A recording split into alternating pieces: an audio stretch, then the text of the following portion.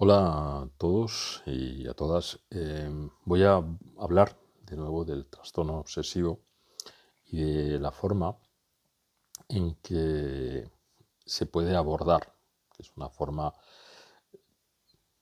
de la que hemos mostrado resultados. Se mostraron resultados en el Congreso de Psicología Europea que se celebró en Moscú en el 2019 y también en un congreso posterior que se celebró en Bilbao de la FEAP, también de psicología. Hace como aproximadamente 20 años que yo empecé a desarrollar este tipo de tratamiento, que es un tipo de tratamiento que ha resultado beneficioso para muchas personas y como siempre, y como cualquier otro tipo de tratamiento, puede ser que en algunas personas pues haya sido menos eficaz, pero que eso se puede percibir muy pronto. Es decir, cuando algo no funciona no hace falta esperar ni 3, ni 4, ni 6 meses a que eso ocurra. En todo caso, lo que quiero actualizar algunas cosas sobre ese, este modelo de tratamiento, que es un modelo ecléctico, integrador, donde lo que se hace es introducir o juntar diferentes variables de otras corrientes psicológicas, evidentemente desde una perspectiva junguiana también, porque es mi formación como psicoanalista junguiano, aunque yo para el tratamiento del TOC no utilizo la terapia junguiana propiamente dicha, sino bases de la teoría junguiana. También de lo que sería lecturas sobre primatología, de la teoría biopsicosocial de Theodor Millon. Es decir, podríamos decir que es una corriente, un tratamiento ecléctico, integrador, donde se entremezclan aspectos de diferentes corrientes psicológicas. Voy a tratar de explicarlo con calma, una vez más, después de los muchos vídeos que ya he hecho sobre ese tema. Empiezo, por si alguien me ve por primera vez o me escucha por primera vez, empiezo a explicar cuál es la perspectiva del TOC.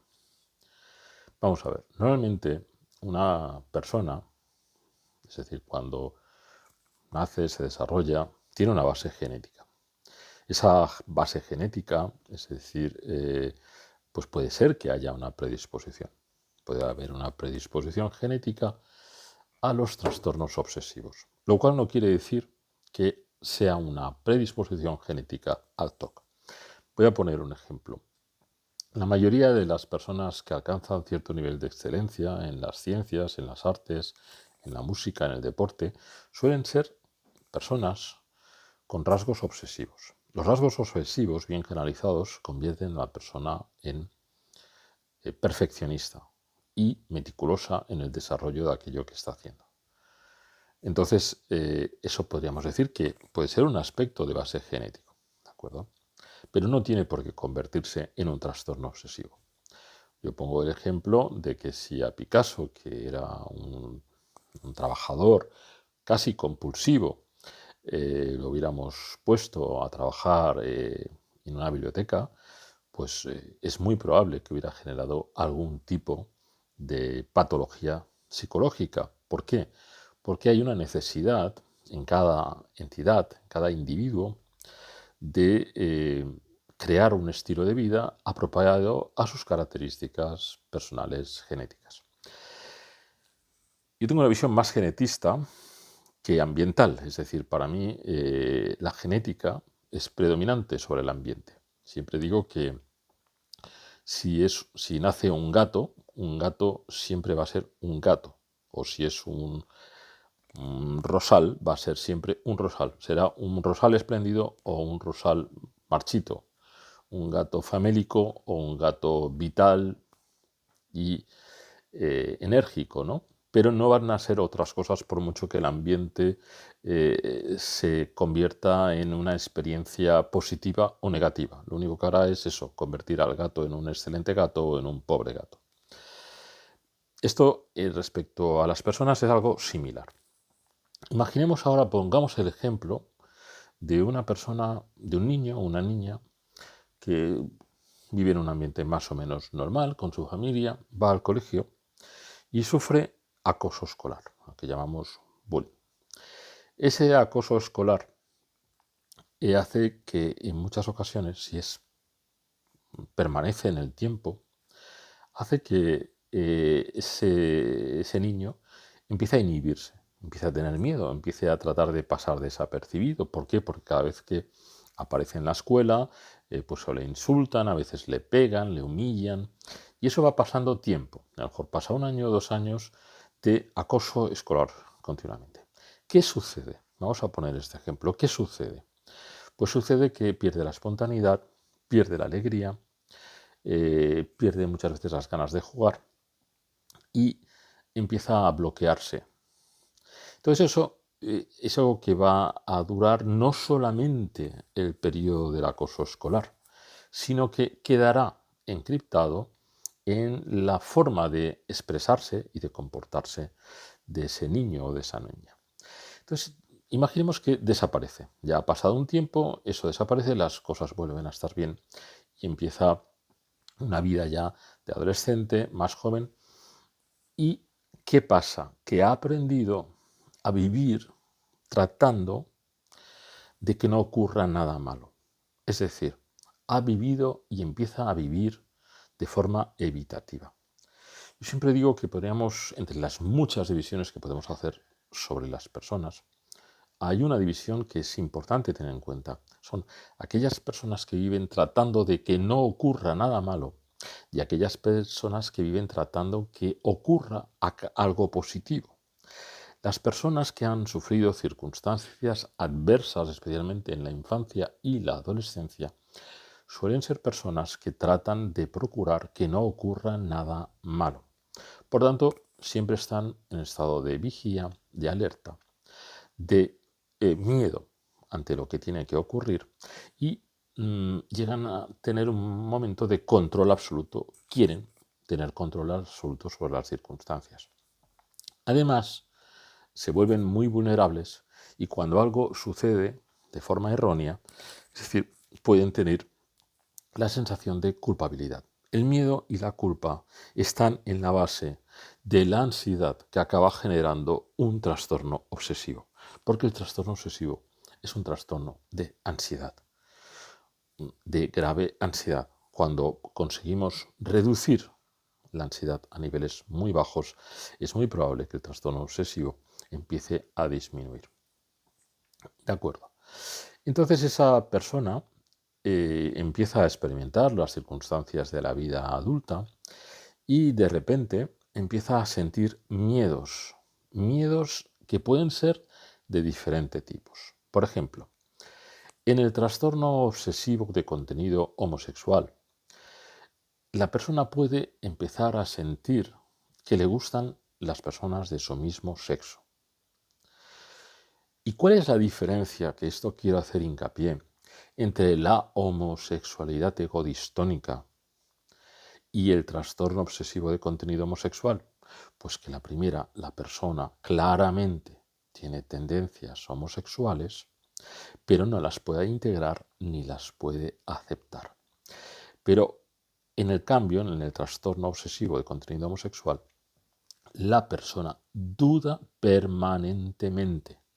Es la duda lo que diferencia la homosexualidad egodistónica del trastorno obsesivo de contenido homosexual. La duda, porque no se puede salir nunca de esa duda. Quiero decir, en el primer caso la persona sabe, pero no lo puede aceptar. En el segundo caso la persona no sabe. Es ahora sí, ahora no. Ahora siento que he visto a una persona del mismo sexo que me he sentido atraído. Ahora siento que no, que me gustan las personas del otro sexo. Y así continuamente, comprobación tras comprobación. Sensaciones diferentes en diferentes partes del cuerpo. Hormigueo en la zona genital. Impresiones sensoriales que generan nerviosismo. ¿Todo eso por qué? Porque se ha introducido un pensamiento intrusivo en una persona que en este caso es de ese tipo, pero que podría ser, por ejemplo, de contaminación. Es decir, la sensación puede tener una persona de estar contaminada. y por eso se tiene que lavar mucho, ¿de acuerdo? Es un pensamiento intrusivo.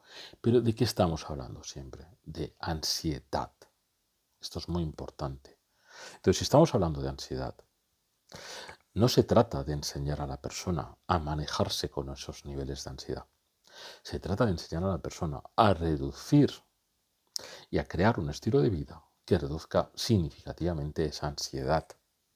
¿Para qué? Para que llegue un momento en que las manifestaciones obsesivas y a veces compulsivas en el sentido de rituales empiecen a reducirse. Todo contenido del trastorno obsesivo, sea de contaminación, de culpa, fobia de impulsión, del tipo que sea, siempre es algo metafórico, es decir, nunca es literal. El trastorno obsesivo de contenido homosexual, estamos hablando de aspectos metafóricos de ese contenido. Quiero decir, está simbolizando algo, pero nunca literalmente lo que se está diciendo. Es decir, nunca hay un problema de contaminación, nunca hay un problema de agresión, sino son miedos literales, miedos simbólicos, perdón, que están en cada individuo. No puedo generalizar porque en cada persona pueden ser de forma diferente. Pero lo que sí debe quedar claro en todo momento es que la forma de tratamiento, al menos como yo lo concibo, se trata de reducir la ansiedad significativamente. ¿Y cómo se reduce? Transformando el estilo de vida. Es decir, vamos a salir de la mente y vamos a recuperar el instinto vital que se perdió en esos momentos de la infancia o de la adolescencia donde se generó ese bloqueo dado por unas determinadas circunstancias, que pueden ser el acoso escolar, que pueden ser circunstancias de alto estrés vividos en momentos puntuales. Por ejemplo, vivir en una familia muy disfuncional, donde se reciben, es decir, amenazas psicológicas, humillaciones, donde a la persona puede incluso recibir agresiones físicas. A partir de ahí, vamos a tratar de que esa persona recupere un estilo de vida donde en lugar de estar viviendo con miedo, pase a vivir con seguridad y con cierta espontaneidad. ¿Y cómo lo vamos a hacer? Pues vamos a saber quién es esa persona concretamente. Es decir, es muy importante saber quién eres en todos los aspectos. Es decir, porque a cada uno de nosotros nos gustan unas cosas diferentes, nos emocionan unas cosas diferentes, nos apasionan cosas diferentes. Y si yo quiero recuperarte como individuo y que vuelvas a entrar en la vida de forma activa, no de forma miedosa, sin miedo, sin culpa, tengo que saber en primer lugar cuál es tu naturaleza esencial. ¿Quién eras antes de que te quedases atrapado en la inseguridad, en el pensamiento, en la falta de espontaneidad? Porque es a partir de eso que vamos a poder poco a poco ir exponiéndote, pero no te voy a pedir que te expongas al síntoma, sino que te expongas a los deseos que te dan miedo. Eso es muy diferente. Por ejemplo, si a alguien le da miedo viajar, pero le apasiona viajar, sería algo a lo que debería atreverse a empezar a hacer. Si alguien tenía la idea o le gustaba mucho el mundo del teatro o de la interpretación, antes de quedar atrapado en esa inseguridad, sería interesante que empezara a salir de esa angustia y se acercara a eso que le atrae y le apasiona. Así con cada uno de las personas que sufren, porque cada persona es diferente y el trastorno obsesivo que padece viene derivado de algo en concreto, no siempre tiene el mismo origen, aunque casi siempre han tenido circunstancias estresantes graves que han generado ese bloqueo. Hay otro factor que también puede ser uno de los elementos desencadenantes del trastorno obsesivo, que es la sobreprotección. Cuando una persona ha sido sobreprotegida y además los mensajes que ha recibido son mensajes ansiógenos de ten cuidado con esto, no hagas esto, la vida es muy dura, tendrías que acostumbrarte a esto, te tienes que adaptar, quién te crees que tú quieres, es decir, no te atrevas a hacer esto. Vale, Entonces esa persona llega a un momento que no por circunstancia adversa, sino por mensajes continuamente negativos y ansiógenos, también queda bloqueada. A esa persona también le tenemos que ayudar a salir a la vida. Porque en el fondo, la vida no es más que ese tablero de juego en el que todos nos vamos a desarrollar y que tenemos que aprender a jugar independientemente de que el tablero de juego nos guste o no. Es decir, tenemos que tener los recursos, las habilidades para salir a jugar a ese tablero de juego. Vivamos donde vivamos, tengamos las circunstancias socioeconómicas que tengamos. Hay que aprender a jugar ahí. Y eso quiere decir salir del miedo y entrar en la acción. Entonces, a veces, por ejemplo, yo una de las cosas que recomiendo mucho, no a todo el mundo, pero una de las cosas que más recomiendo es practicar el boxeo. ¿Por qué practicar el boxeo? Porque es lo que de alguna manera ayuda a alguien cuando practica el boxeo. Pues despertar el instinto adormecido. ¿Y qué es lo más interesante de practicar el boxeo si tienes un buen monitor o una buena monitora? El hecho de que te ayude y que a atreverte a golpear, aunque sea un saco, porque ahí estás saliendo del miedo y de la culpa. Pero podríamos poner otro ejemplo. Evidentemente no tengo reparo en decir que es el deporte que con diferencia más recomiendo. Pero también recomiendo la escalada en algunos casos, bailar en otros casos, hacer teatro, diferentes actividades que obligan al individuo a salir de una situación de estancamiento y de bloqueo y entrar en una especie de rol previo a la propia vida. De esta manera, en muchísimos casos, la ansiedad empieza a bajar de forma considerable. Y entonces se empieza a generar un desencadenante, es decir, de vitalidad, que hace que el individuo, a partir de ahí, sea capaz y empiece a atreverse a hacer otros movimientos vitales. Es decir, para que se me entienda, superar un trastorno obsesivo en la medida de, en aquellos casos que puede llegar a ser posible, es pasar de una vida atrapada en el miedo y en la culpa a una vida en la que se pasa a la seguridad, la espontaneidad, la conexión con el deseo, es decir, volver a motivarse, volver a ilusionarse. En ese camino que va de uno a otra parte, se está haciendo una reducción, vuelvo a repetir, de la ansiedad a niveles considerables, porque en el fondo es de lo que estamos hablando. Yo a veces en una primera sesión hago un comentario a muchos de mis pacientes que les digo, mira, estoy convencido de que si te fueras un mes a la jungla, a la selva amazónica, con un guía indígena y tuvieras que vivir allí, es decir, con cabañas, etcétera, mientras la estás recorriendo, es muy probable que vinieras sin TOC. ¿Por qué? Porque habrías salido del pensamiento y no habrías tenido más remedio que activar aquellos aspectos que son propiamente instinto, propiamente emoción, y que serían los que realmente te estarían ayudando y no la mente, y no el control mental sobre las circunstancias, porque no darías abasto, sino los que te estarían ayudando en esa supervivencia. Y eso haría que cuando volvieras aquí, volvieras ya en un estado de naturaleza propio, mucho más adecuado para vivir en la vida que te ha tocado, en la sociedad en la que te ha tocado. ¿De acuerdo? Pongo otro ejemplo para que quiero que se me entienda. Si rescatamos, creo que esto lo he puesto en el libro, en el de Liberar al mono, rescatar a la princesa.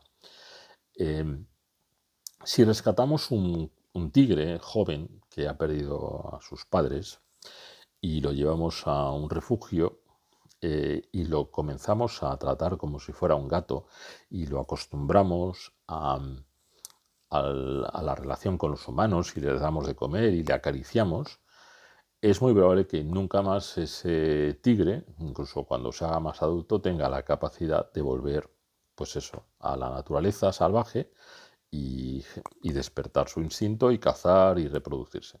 Es muy probable que no lo consigamos, lo habremos conseguido es un gato grande que se relaciona más o menos con los humanos, aunque conserve de base ese instinto. En cambio, si le enseñamos a cazar, aunque sea en ese refugio, si le enseñamos a desprenderse y alejarse progresivamente de nosotros, si le enseñamos a convivir con otros miembros de esa especie, más adultos, sin tenerles miedo, y poco a poco vamos, creo que hay una película, ¿no?, sobre eso, ahí poco a poco vamos haciendo que se tenga más seguridad a mayor distancia, seguramente que llegará un momento que podremos dejarle libre porque habrá recuperado todo su instinto vital. Pues algo muy parecido sucede con las personas con TOC. Vuelvo a insistir, estas cosas, y por ejemplo el resultado que nos dieron en un test que es el STAI, la bajada de la ansiedad rasgo, la presentamos en Moscú en el año 2019, lo presenté yo. He escrito mucho sobre eso. Creo que racionalmente es un argumento, no digo que sea la verdad absoluta, pero creo que es un argumento sólido y que la experiencia en muchos casos pues nos ha ayudado y nos ha acompañado porque ha habido personas que han reducido significativamente y algunos que han podido superar el TOC. Cuando yo digo que alguien ha podido superar el TOC, es personas de las que yo tengo conocimiento porque sigo teniendo contacto, que hace 4, 5 o 6 años no han vuelto a recaer y no toman medicación. Respecto a la medicación, yo soy psicólogo y psicoanalista, pero no soy psiquiatra. La medicación siempre es un psiquiatra quien la tiene que dar. Respecto a la psiquiatría, hay psiquiatras que entienden que a medida que el paciente mejora, la medicación pues, se va reduciendo. Pero eso siempre es una cuestión de estos profesionales, hasta el punto de que muchas veces pues, se la quitan. Yo no creo en que el TOC, no lo creo, sea un trastorno crónico. Creo que se puede llegar a reducir significativamente y, como digo, en algunos casos, a superar, incluso hasta lo que yo sé, pues no ha habido, con muchas personas no ha habido recaídas, y que nuestro cerebro no es una piedra, es decir, nuestro cerebro es flexible.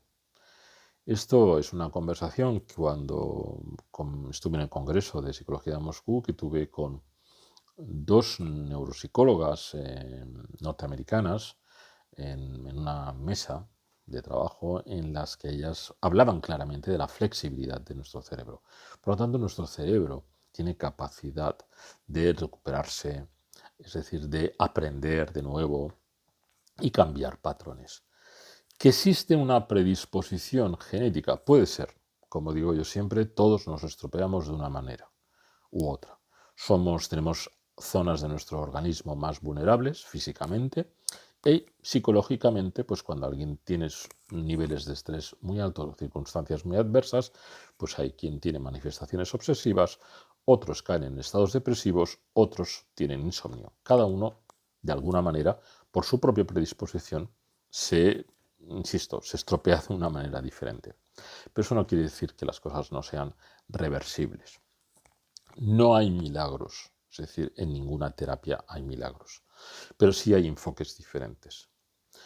Y esos enfoques diferentes, es decir, pueden estar, que probablemente serán muy acertados, centrados en el síntoma, que no es mi caso, o centrados en la raíz, que en este caso sería cómo hacer que una persona salga del miedo y de la culpa para volver a descubrir su real naturaleza.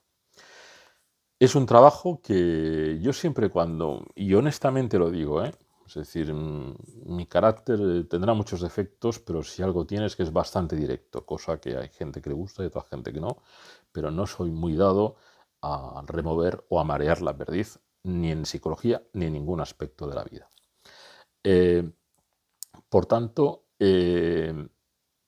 siempre que alguien pregunta, y yo esto es una recomendación que hago con cualquier terapia psicológica. Una terapia psicológica es decir, uno tiene que empezar con confianza y ver si va evolucionando. Si va evolucionando, pues perfecto, adelante, sea la línea terapéutica que sea. Que no, pues tiene que planteárselo. ¿Cuánto tiempo hay que darse? Pues el tiempo que hay que darse es lo que cada uno considere, pero no mucho tiempo, para ver si uno va mejorando o no. Entonces, yo pido que seamos racionales y lógicos, ¿de acuerdo? En el sentido de, yo acabo de hablar de cómo percibo el trastorno obsesivo y cómo percibo el posible tratamiento. Me habré dejado muchas cosas, pero he hecho ya unos cuantos vídeos sobre ello. Pero que hay una racionalidad y una lógica clara en todo lo que estoy diciendo. Es así.